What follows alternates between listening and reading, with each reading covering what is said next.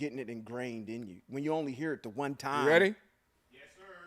This is Moray Robert B. Holman Jr. and Moray Sean Appleton. And this is Hebrews in Exile. You know, we are very, very fervent. Yeah. About the Most High and his mitzvot. Yes. One of the problems that the world religion has is that they do not understand, nor do they know what they are. So, right. So, when we talk about,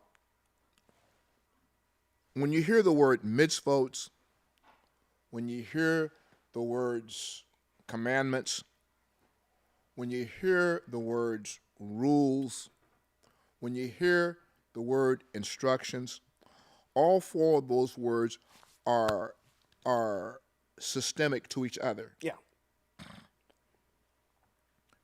And so when we use those phrases, we're talking about the same thing. Sure. The problem that we have in the European-inspired Bibles is that they use the word commandments. They don't use mitzvos. They use statutes and precepts. Now, if I'm reading those, I don't know what statutes and precepts are. And when you say mitzvos, I don't know what mitzvos are. If I say commandments, you're thinking about the only a well, no, as a matter of fact, I'm not. When you say commandments, I have, from a Christian perspective, that word is all over the place. It's not narrowed. It's not narrowed down. Okay. Yeah, I get that. Yeah. It's not. So to say it's not definitive from if I ask this Christian and I ask this Christian, they're going to give me the same answer. That's not going to be the case. No. That's so, okay. So if I'm reading with John, if I'm reading in John, 1 John, and John says, the reason that I know you love me is because you keep my commandments. Okay. So now the question in the mind is what commandments is he talking about? Is he talking about 10? Or is he talking about 5? What commandments is he talking about? Right. Now, you and I, we talk about Torah and mitzvos. Yeah. To the Christian mind does not know what a mitzvot is. Right. It's not poised in that vernacular for them. Yeah. So one of the problems that I have with that I'm dealing with as I'm writing right now, I'm writing again, and one of the problems I'm having is trying to ascertain the Greek text and understand it from a Christian perspective. And I can speak to it because I was there. Right. Okay. And I taught from it. Right. So I did a lot of teaching from it. Okay.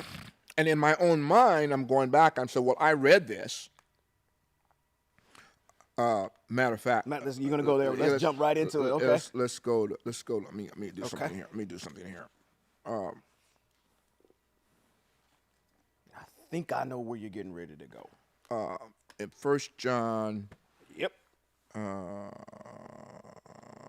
on, where are you? 1 John. 1 John. Brother John. Is it 2?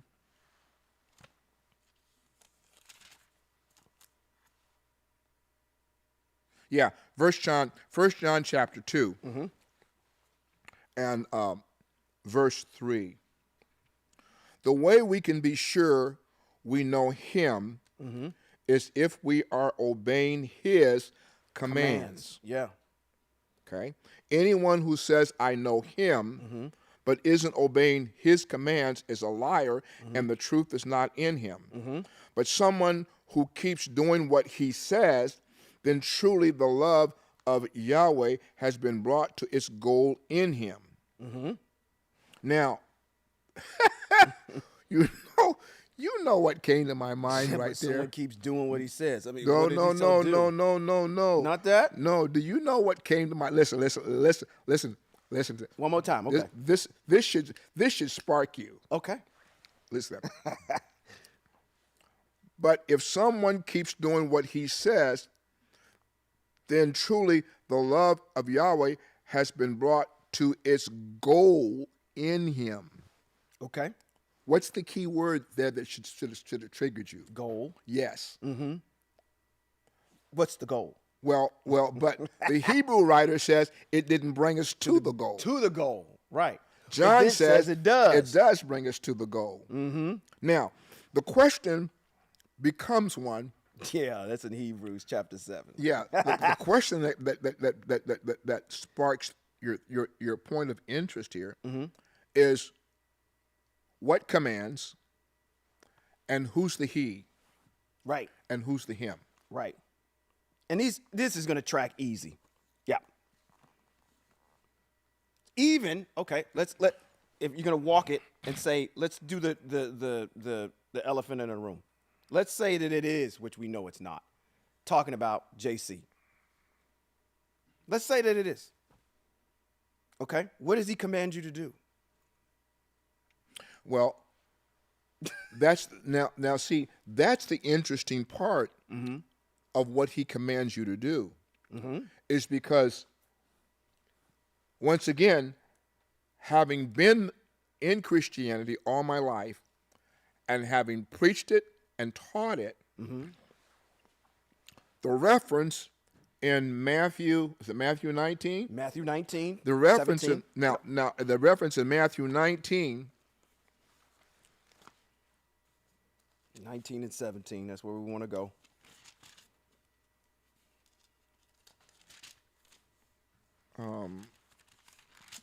Where are you? Here you are. I'm getting a pull up on 16 this. is where it starts, but Pulling yeah, up you're here. 17. Let's go.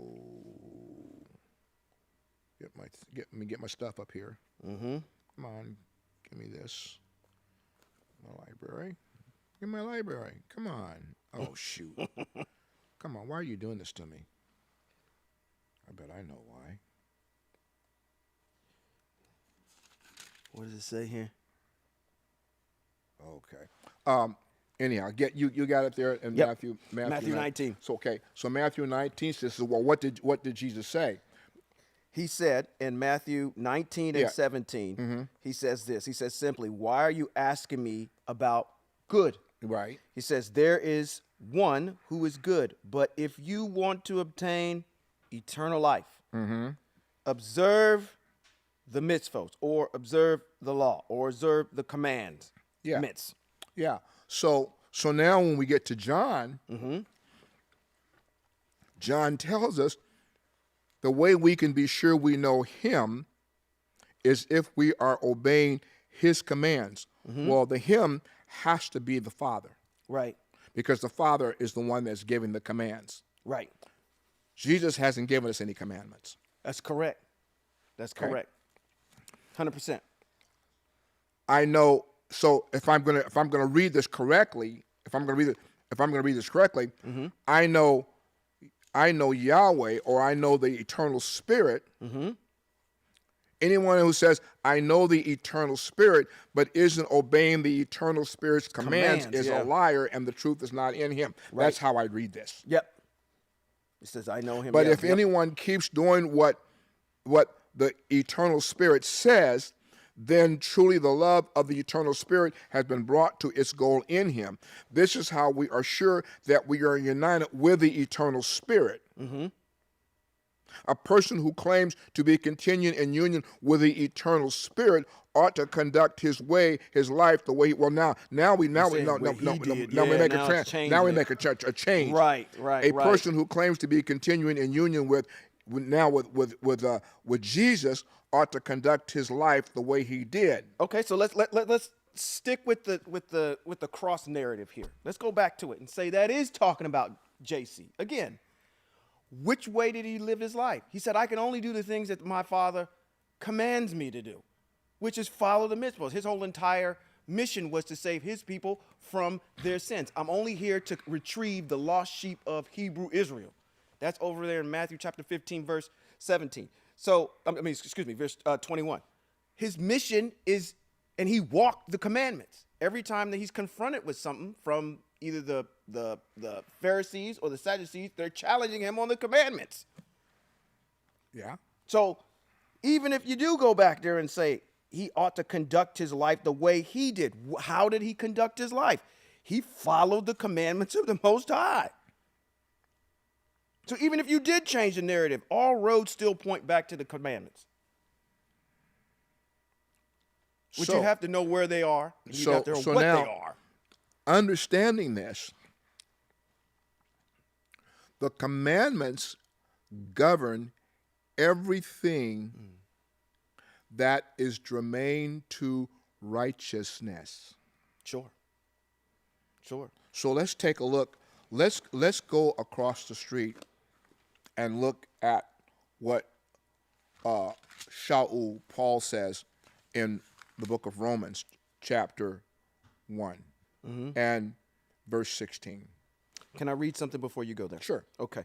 In Vayikra, which is Leviticus, chapter number 18, verse number 5, it says, this is the Most High speaking. It says, you are to observe my laws and my rulings. If a person does them, he will have life through them. I am Yahweh. Yeah. So now, but please, if you're listening, put a pin in that. Put a pin in that text, because that particular text there is going to be germane to everything that's central to your life. Yeah. Yep. Okay. So now, let's go back. Let's jump back across the street. Okay. Let's go to Romans chapter 1. And understand. I'm trying to think of the text that. Is it in Daniel? Maybe it's in Daniel. Let's see. It's in Daniel. Let me see if it's Daniel first. What are we looking for? Wait a minute. Wait. Let me see something here. Okay. Daniel, where are you, friend? Come on. How come I can't see you? Where are you? Oh, there Wasn't you are. his name, they changed his name 12. to Belshazzar or something like that? Belteshazzar. Belteshazzar, yeah. His Babylonian name. There were actually 4 of them. Oh. Going to the prophet. Okay. No. I was trying to find this word, good news. There's a passage in our text that talks about the good news. All right. Well, I'll get it while you go over there and get Romans. Okay. I'm going to go back to Romans chapter 1 and verse number 16.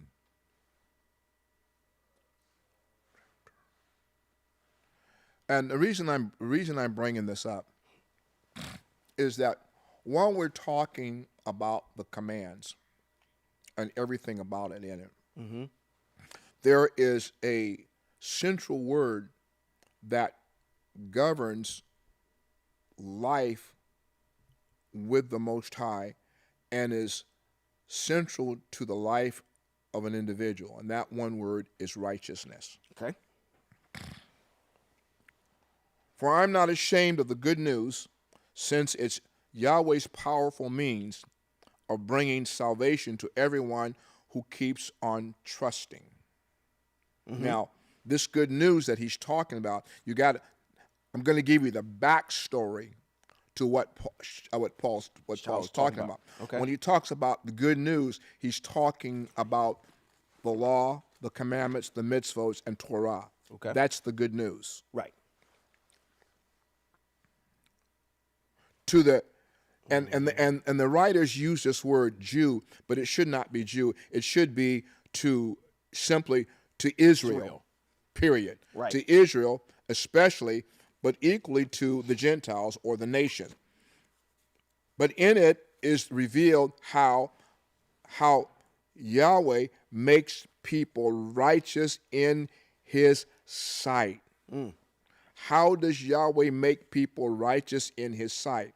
And from the beginning to the end, it is through trust, as the Tanakh says, but the person who is righteous will live by his trust. That particular statement is a bold statement that comes out of the book of Habakkuk chapter 2 and verse number 4.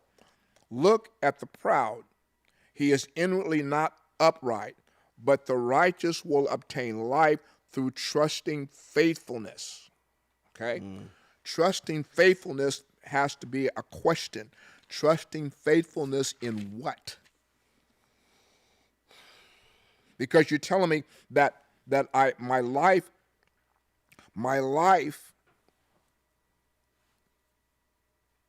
and my righteousness, a person who is righteous will live his life by trust. Trust in what? Now we said that comes from Habakkuk. Right. Habakkuk is a Hebrew prophet. Correct. A Hebrew prophet is never ever going to slide left of Torah. So we know that living his life by trust, he's speaking about the trust that he has placed in the Most High and the Most High's teaching and the Most High's rules and the Most High's regulations. Okay. Okay? But the key word there is the person who is righteous.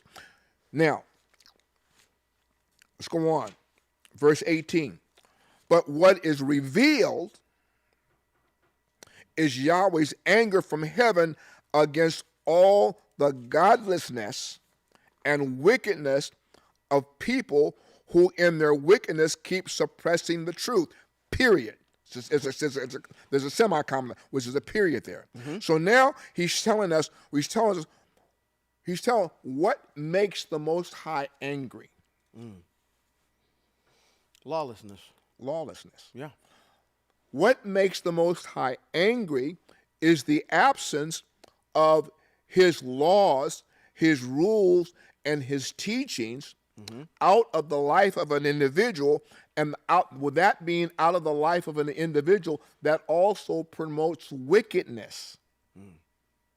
So now, when we look at what Scripture is saying, and we look at the events that are a part of this current event situation, I have to listen to what the king has to say in Psalms.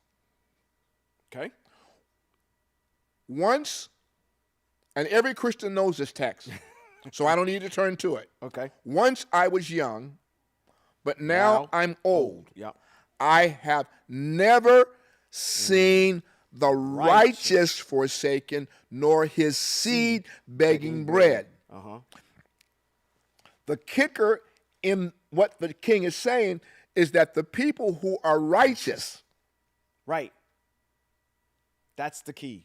righteousness defines where you are in life with the Most High. So now, if you're concerned about your government subsidy, Yeah. you're begging for bread. Israel never had to beg for anything. That's true.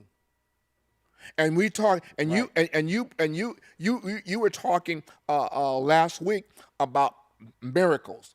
I mean, if we're enamored about the miracles that Jesus did, those are minuscule miracles in comparison to what the Most High has done for Israel. The Most High fed Israel for how long? 40 years. 40 years in the desert, and they never went without food, and they didn't have to beg anybody for anything. Right. Clothes didn't get tattered. Shoes, your Jordans didn't wear out. So now we have to understand, listening to Paul, I'm going to call him Paul, so that's what you all understand. Paul says that what is revealed is Yahweh's anger from heaven against all godlessness and wickedness.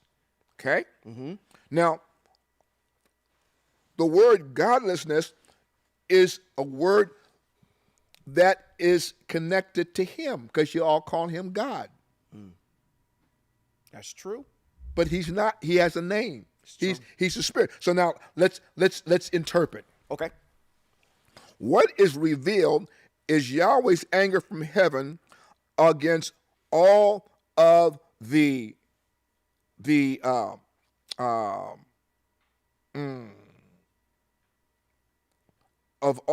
don't want to use the word godlessness, of all the spiritualistness, if I can use the word, because the spirit is the creator is a spirit. So his anger is against everyone who is against him, and wickedness, which is the absence of Torah in a person's life, which John says is lawlessness. Okay, and suppressing truth. Now, if Timothy says that all Scripture is Yah breathed for valuable for. Come on, let me get it. That's Timothy 3:16. Yeah. I want to get the whole thing. Get the whole thing. Okay, hold on. Although we can quote it, because he's gonna say something there about and correcting truth. Or teaching truth. Truth, correct. What's he say? Come on. Let's get it. Come on. 360. Come on. Got it at the tip of your fingers. You're trying to deal with paper. You're trying to deal with paper. We got electronics over here to take us right there. Come on. What is it? 1 Timothy? 2 Timothy 3:16? Yeah. Like I said, all Scripture is Yah breathed and valuable for teaching the truth. And come on, convicting sin, correcting faults, and training in right living. Thus, anyone who belongs to, it says God, but Yahweh may be fully equipped for every good work. Yep. So now, if we're going to use the rule that is expressed here in Timothy, that takes us back to the foundation, then the foundation says that the Scriptures provide us with the instrument that Paul is talking about here that brings us to truth. So now he says, I'm going to read it again. What is revealed is Yahweh's anger from heaven against all the godlessness or the spiritualistness and wickedness of people who in their wickedness, lawlessness, keep suppressing Torah. Or keep suppressing the commandments. Or keep suppressing the mitzvot.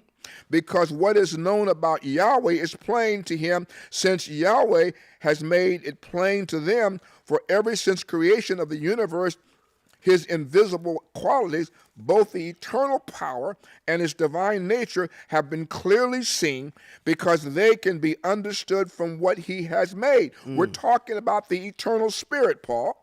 Therefore, they have no excuse, because although they know who Yahweh is, they do not glorify him as Yahweh or thank him. On the contrary, they have become futile in their thinking, and their understanding hearts have been darkened. Claiming to be wise, they have become fools. In fact, they have exchanged the glory of the immortal Spirit for mere images, like a mortal human being or like birds, animals, and reptiles. Paul is telling you right here what the problem is. Yeah. Now,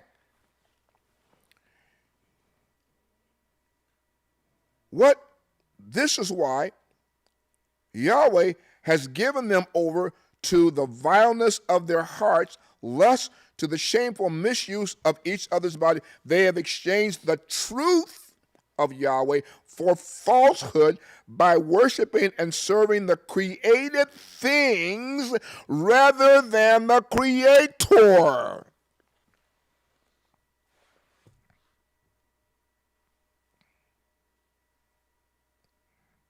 Praise be he forever. I mean, wow.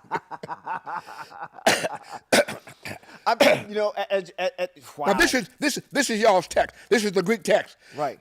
This is Shaul talking to you. About righteousness. About righteousness. Because I got a text I want to go to after you get done. You have exchanged the truth of Yahweh for falsehoods. Mm-hmm. The Greek text is a falsehood. All right. All right. That has inserted into it truth from the Hebrew text. 100%. Shaul is Paul is a student of Torah. Right. Right. So he's speaking to you here in Romans in certain parts of it that have not been skewed by the Romans. He's telling you what has the Most High upset. He's telling you what wickedness is. And he's telling you that you have exchanged his truth for falsehoods. Wow. By worshiping and serving the created things rather than the creator. What is a created thing? Something that you can construct with your hands. Anything that, I mean, we got mitzvot that are on there. You don't construct anything that's in the air. Come or in on, the sea you're below. dancing. You're dancing. I'm trying to get there, but you're dancing. impatient. You're impatient. You let me get there first. Cut to the chase. Because Jesus is going to be in there somewhere. Cut to the chase. Okay? Come on. There's slow cars in the road. We got to pass them and get to the head of the line. Come on. Cut to the chase. Well, we already got there. By worshiping and serving created things. What created thing is he talking about? He ain't lying to you. Is Jesus Christ not a created thing? Sure he is. Sure he is. Rather than the creator? Correct. Correct. Correct. So now, Yeah, throw him in there too. Yep. So now, when we're looking at current events, Sure. and we're looking at where Hebrew Israel is in this conflicted nation and in the world, our existence, our ability to survive it all has been by the grace of the Most High. Sure. Because the Most High said he would not utterly destroy us. 100%. However, with that being the case, in the land of our exile, you have been left without a job. Right. You have, this isn't the first time that poor people have been left without food. And the interesting part about it is Hebrew Israel has been able to survive on things and live on things that other people of the nation have not been able to survive and live on.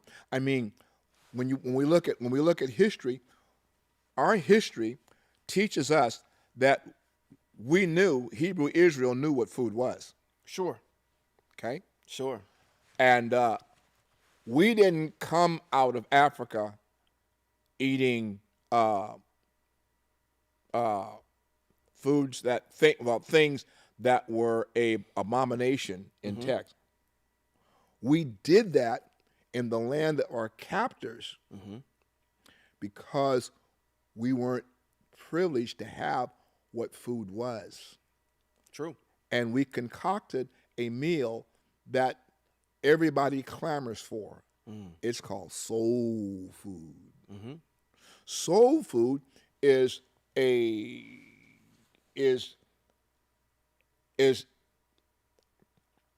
not all of it, but a majority of it is the consistency of that which the Father doesn't define as food.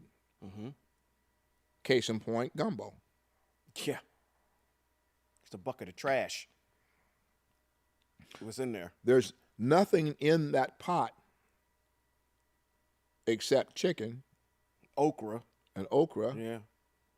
or the vegetables. Vegetables, yeah. But all of the seafood that's in there is trash.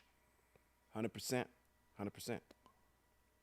We learn how to eat, boil and eat chicken feet. We learn how to eat every part of the pig. Yeah. I think you laughing at them chitlins. Is that Yeah. The snout, feet, tongue, ears, everything. We learn how to eat and cook jowls. every part of the pig and made it tasty. But the pig is an abomination to the Most High. 100%. 100%. 100%. See? Before you go on, talk about this for a second. I want to go back to the current event. Because what do you say to the person that's listening to this podcast, and we just made a statement here, and they say, okay, well, I was down on my luck, and then the church donated got all this money, and they handed it out to us and for folks that was in need. So Jesus came through for me. If that's what you want to believe. Mm-hmm. Let me say something. Let me tell you something. In my humble opinion, I believe that the Most High is merciful. Okay. The Most High is compassionate. The Most High is long-suffering. Mm-hmm. The Most High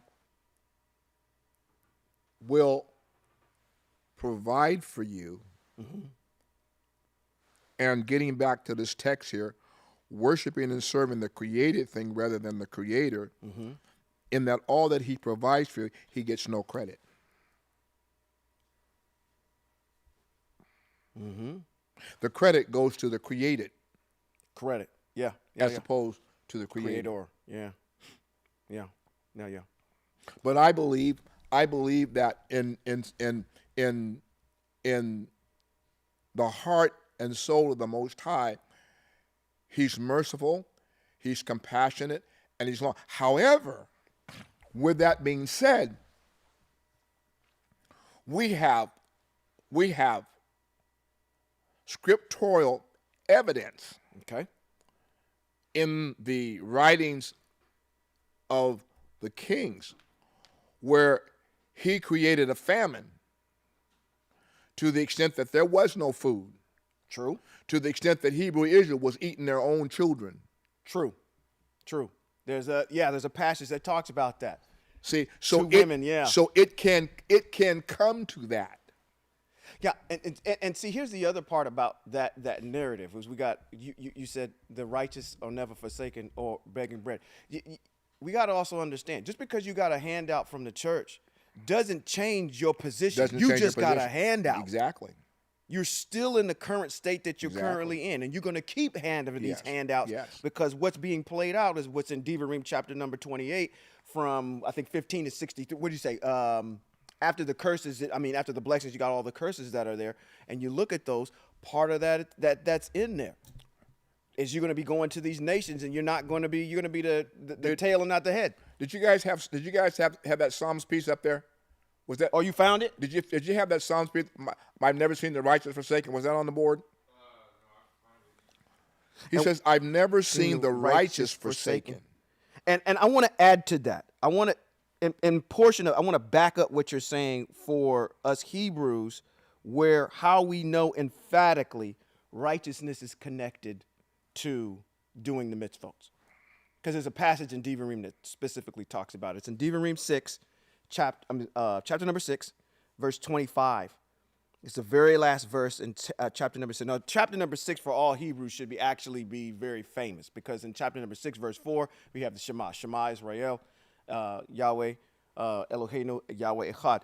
But what it says in 25, it says, it will be, matter of fact, let me back up to 24. It says, Yahweh ordered us to observe all these laws or mitzvot to fear Yahweh, RL, which goes back to Ecclesiastes at the 12th chapter, 13 and 14, that says that the purpose of the human being is to fear Yah and to do the mitzvot.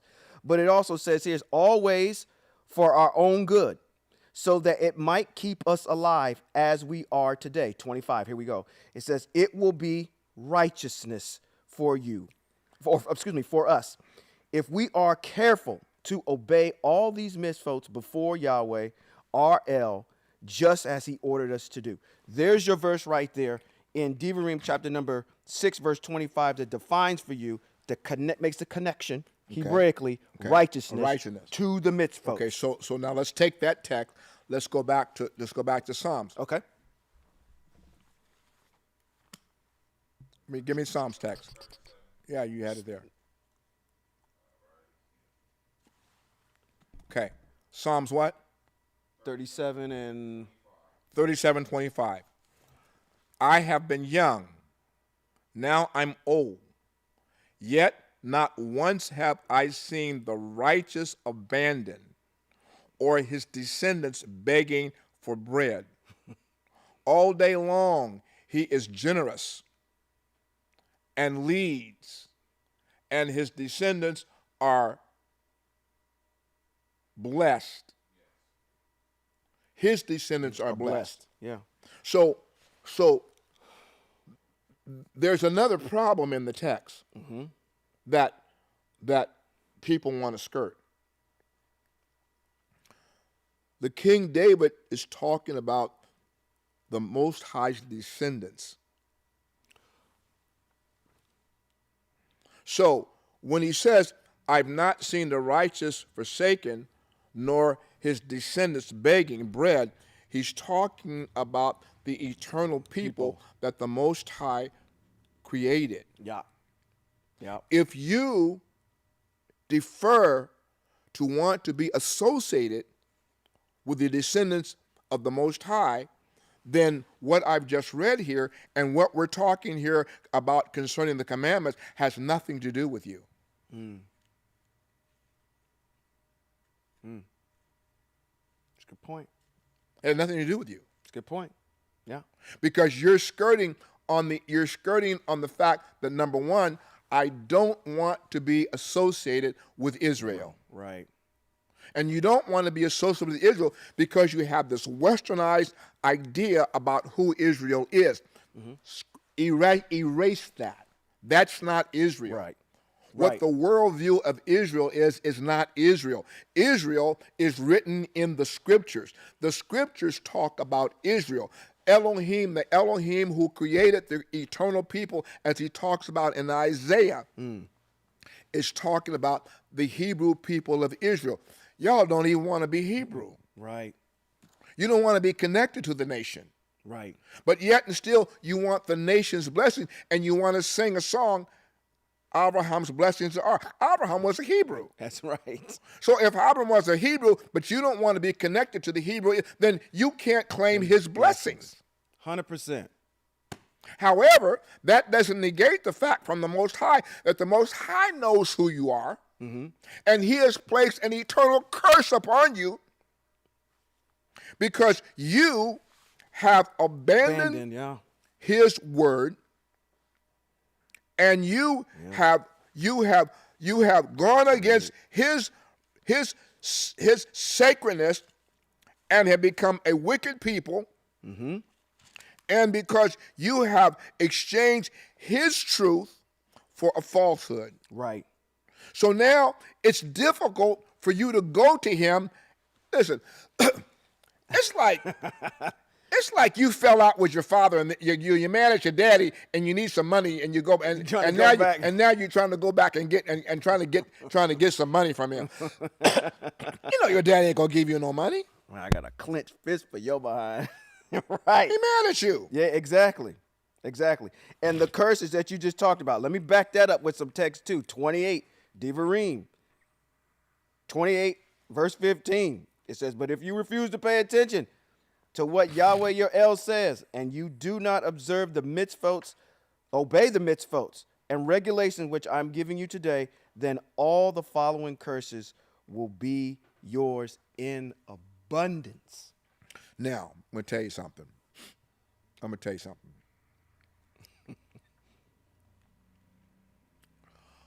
Our people who don't know that they're Hebrew and who refuse to acquiesce to the ways of the set-apart Spirit and his teachings,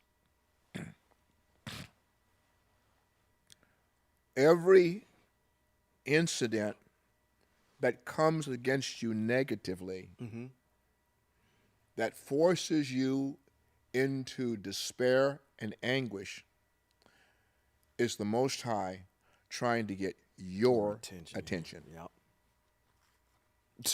Yeah. That's all it is.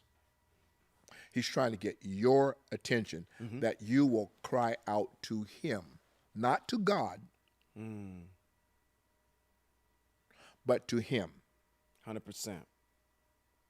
100%. He's trying to get you to cry out to him. Every incident down through history that has caused our people anguish, pain, and agony has only been the means of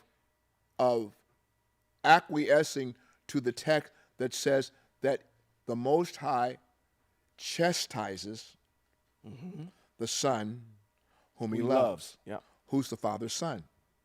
Hebrew Israel. Hebrew Israel is the Son. Uh-oh. Come on, take them to the text. Exodus 4. Come on, let's get the receipts. Exodus 4 and 22. And 22. Israel is my firstborn son. So you, being Israel, are being chastised because the Most High loves you. He's not trying to destroy you. He's only trying to get you to turn back to him. And I'm sad. Every individual that comes into this house where we teach them the truth, and they walk away. Yeah. They're exactly what Ezekiel chapter 33 and verse 30 talks about. They walk away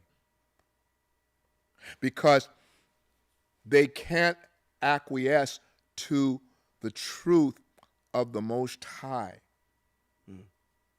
And our people are susceptible to the crowd. Boy, howdy. If the crowd was buying this, then they get on board. 100%. But they don't want to be trailblazers. Well, you know what? The prophets were not popular people. No. And when you acknowledge truth in your life and you walk by that truth, you're not popular amongst the majority. But then you can't say in your excitement of preaching, for Yah I'll live and for Yah I'll die, when you don't believe what he says. That's right. Or you don't acquiesce to what he says. Right. You have to believe that the Most High says, I will give my angels charge over you. But I'm not going to give my angels charge over somebody who does not claim to be mine.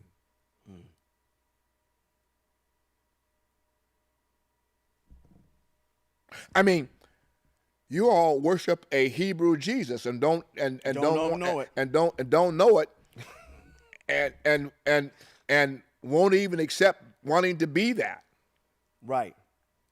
Won't even follow his teaching. Basically, he's telling you the answer. But I'm going to tell you something though, okay? Okay, yeah, we need to clarify something too. And on the heels of that.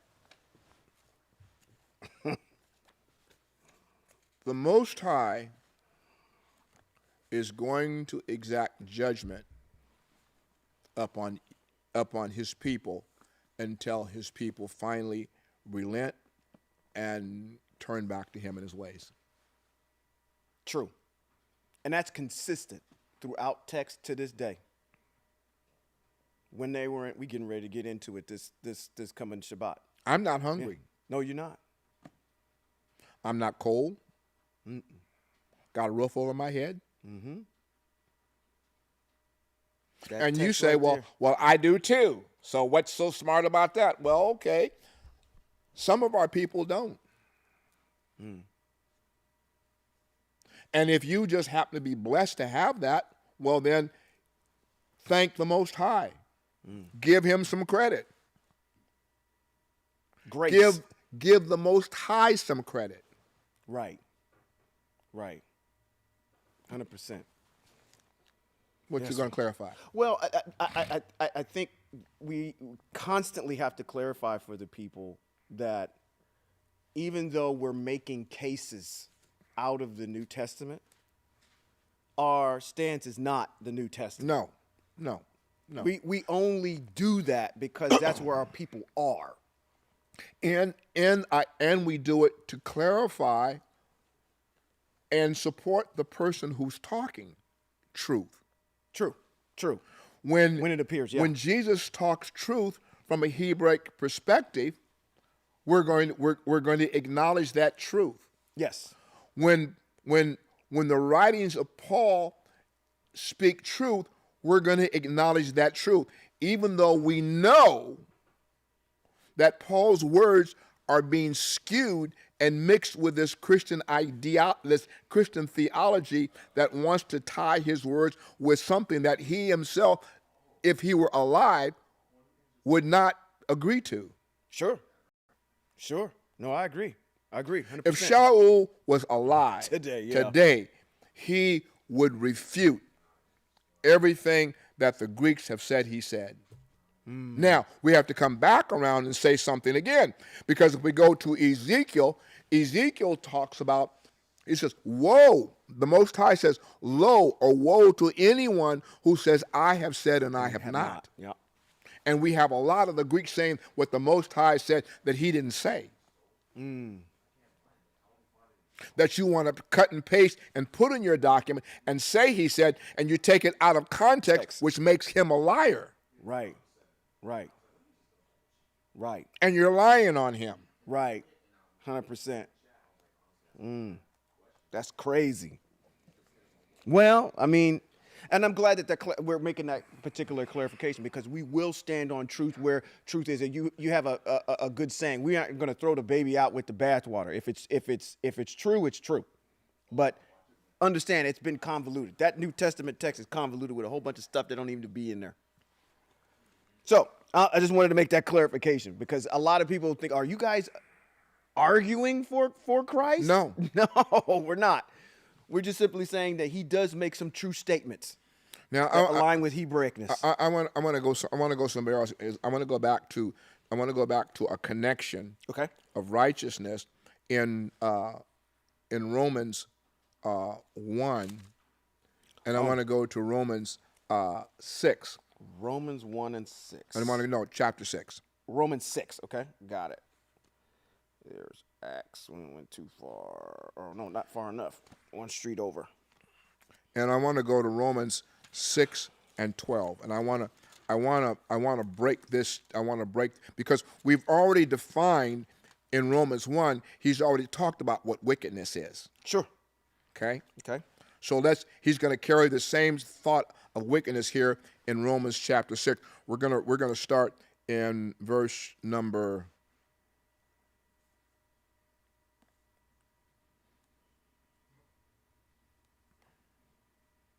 We're going to start with 12, because 11 they've inserted Christ into the narrative. Okay. And Christ has nothing at all to do with you being alive and having a union with the Messiah, with the Messiah Yeshua. For that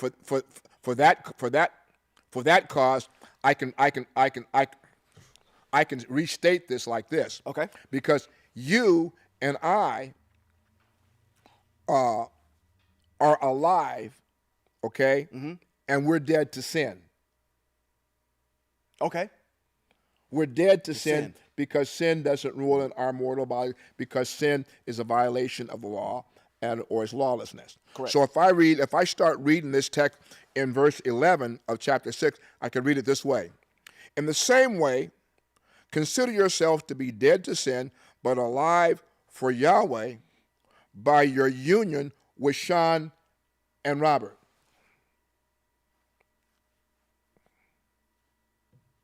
No. Consider yourself to be dead to sin, but alive for Yahweh by your union with the Messiah. No, the Messiah, he's no different than you and I. Correct. 100%. You could be in union with people who agree with us, are in union with us. 100%. Therefore, verse 12 says, do not let lawlessness, I mean, he uses sin, but do not, because we know that 1 John defines what sin is, lawlessness or lawlessness. Okay. Therefore, do not let lawlessness rule in your mortal bodies, so that it makes you obey its desires.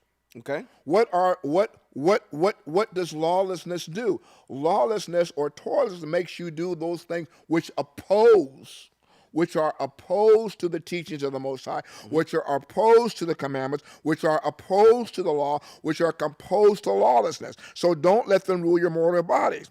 And do not offer any part of yourselves to lawlessness as an instrument for wickedness. Right. So now he's telling you what wickedness is. He's telling you what sin. When he's talking here, he knows what sin is. Right. He doesn't have to keep jumping over to 1 John chapter 3 to keep repeating. He's telling you sin is a violation of the law, and it's lawlessness. Right. On the contrary, offer yourselves to Yahweh as people alive from the dead, and your various parts to Yah as instruments for righteousness. There he starts talking about righteousness. We know that righteousness is connected to the law or the commandments or the Torah. Right. Chapter 6, verse 25, Deuteronomy. For sin will not have authority over you, period. Now, here's the part that throws them off. This last part. Because you are not under legalism, but under grace. Okay, come on, break it down. Now, Paul is telling you a backstory to the difference between what the law is and what the law is not. He's telling you that sin is lawlessness. Yes. So now if sin is lawlessness, he can't come and say you're not under legalism but under grace. There are two things that are going on here. In the history of the days of Shaul, the Pharisees and the Sadducees practiced Torah law, but they practiced it legalistically. What was the legalistic way that they practiced it? They practiced it by setting it aside and teaching their idea of what the law meant. In other words, they built a fence around the law, which in today's standard is called the Talmud. Yeah. If you go and buy a Talmud, the Talmud is the fence that protects Torah. It doesn't teach you Torah. It teaches you what the Ashkenazi Jews believe that the Torah is supposed to mean, but they're not teaching you Torah. So what he's telling you here, we are not under that perversion. We are under grace. Now we have to go back. The Most High came from Seir with a fiery law. When he came from Seir with that, I can't remember where it is. I know what you're talking about. Yeah, get that for me real quick. Okay. When he came from Seir with a fiery law, he gave it to Israel because he loved Israel. He gave it to them as a point of grace. Why did he give it to them? Because they were the ones that accepted it. They are the ones that said, everything you have said, we will do. Okay. So that was grace. They didn't merit it. He gave it to them because they accepted it. So we're not under the perversion.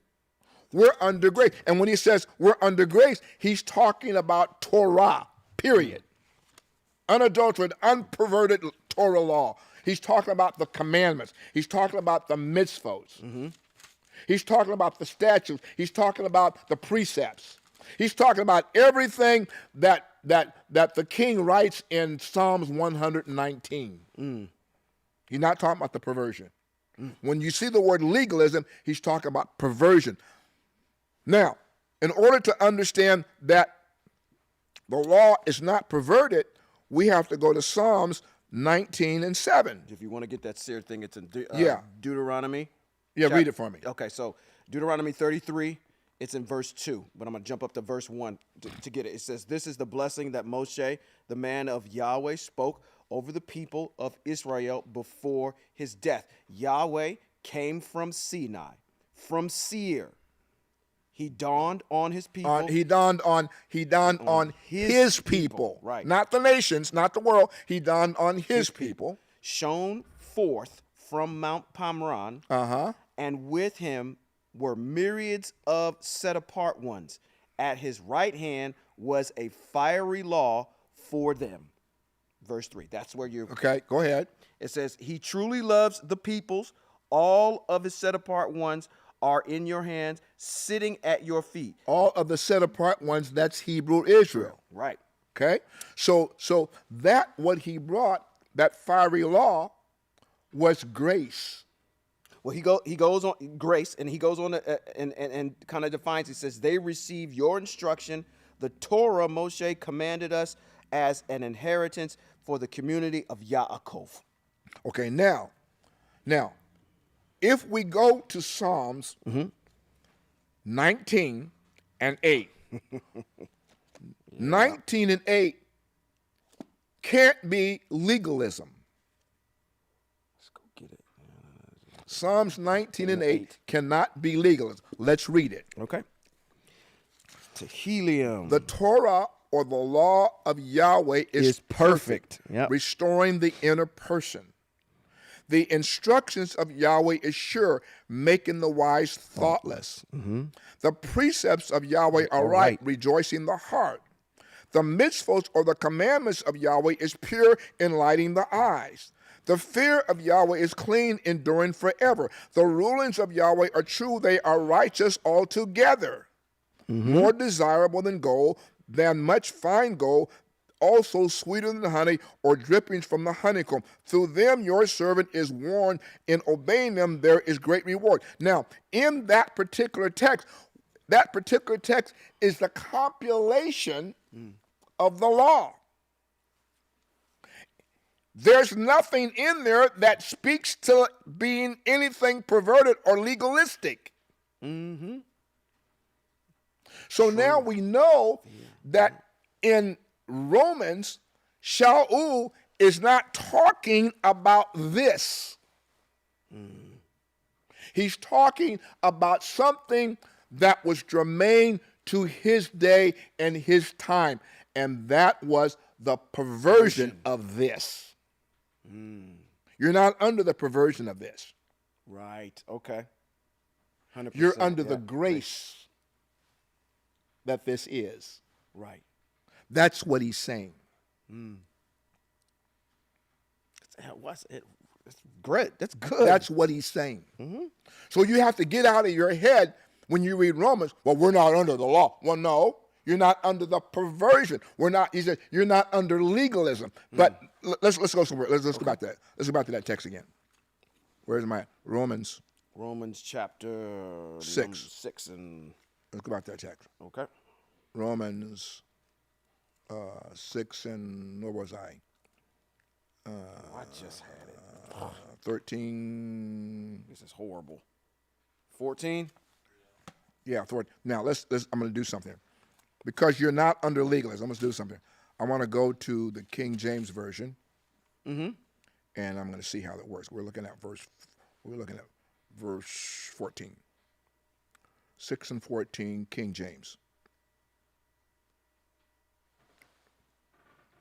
Because you know what? You got to go on. Because we quote this next piece all the time. 15. Keep. When you go back to Romans, keep going. Okay.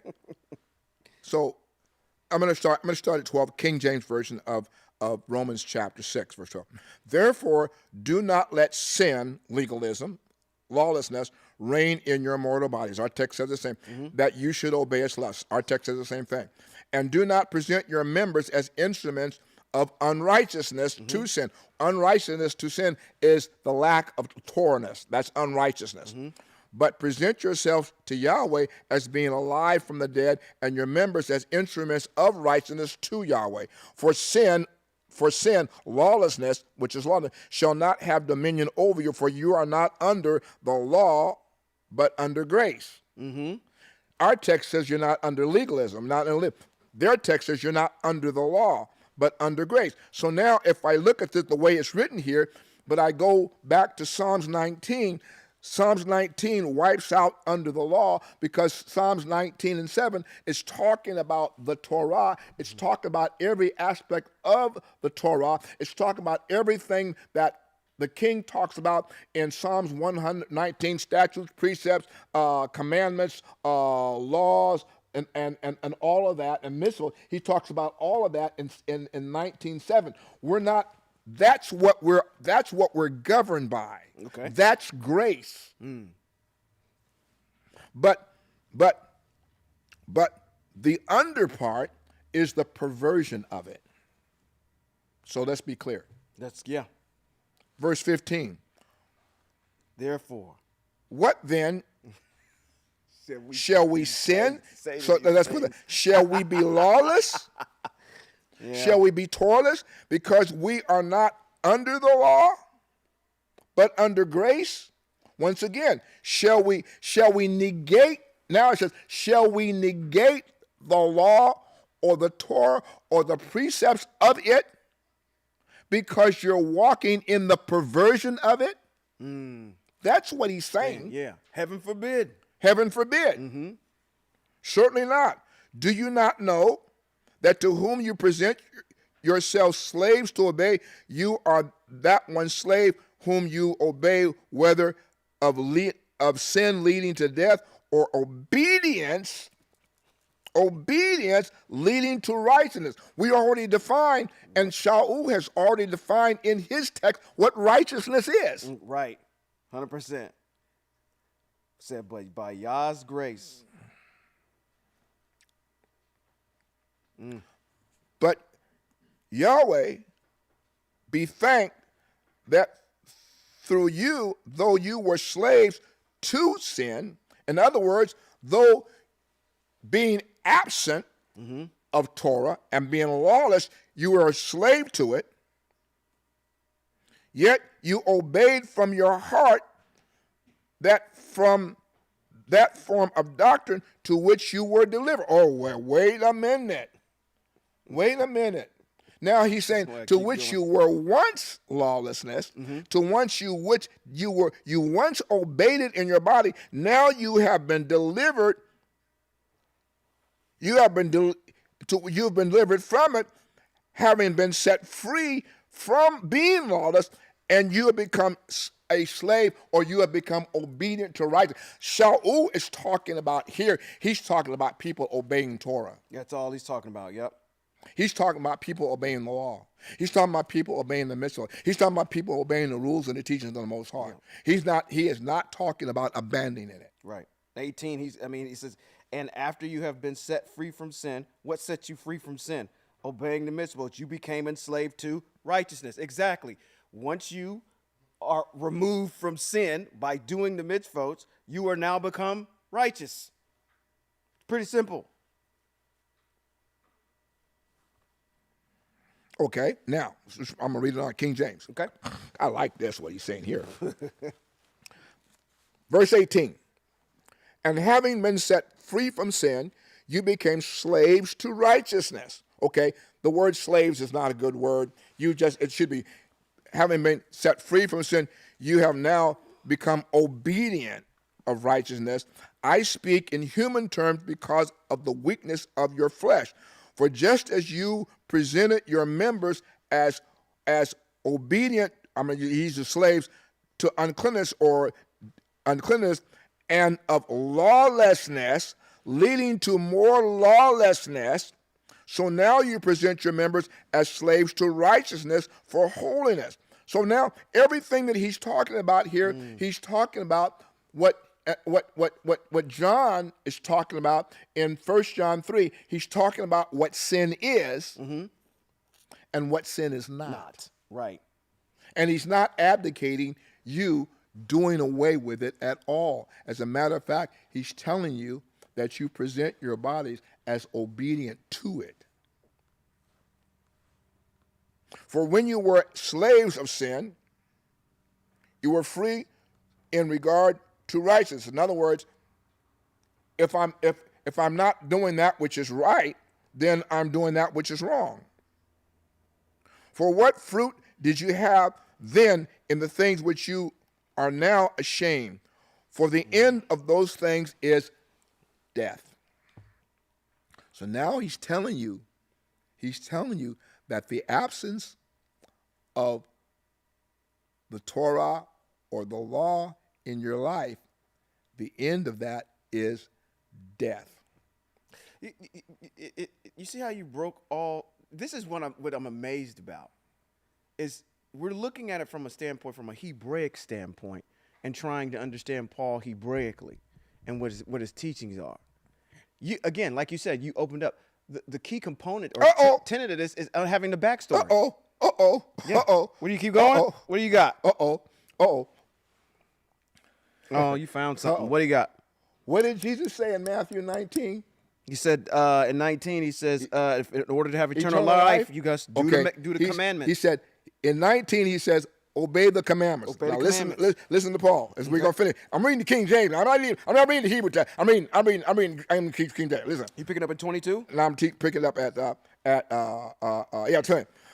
But now, having been set free from lawlessness or sin, and having become, I'm not going to use the word slave. I'm going to use the word obedient. Having become obedient of Yahweh, you have your fruit to set apartness, holiness, and the end, everlasting life.